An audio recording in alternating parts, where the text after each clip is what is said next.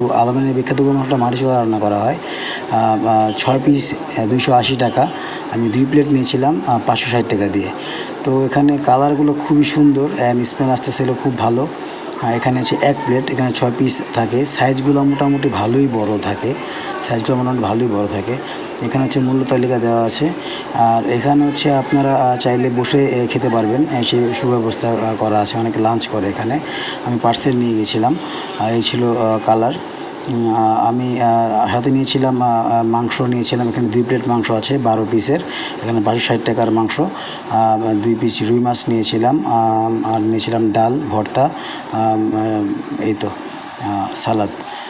এনভায়রনমেন্টটা ভালোই ছিল এখানে। এটা আমি অন্য এক জায়গায় শ্যুট করেছি। আর টেস্ট খুব ভালো ছিল, বাট একটু শক্ত ছিল। নরম হলে মাংসটা আরও ভালো লাগতো আমার কাছে।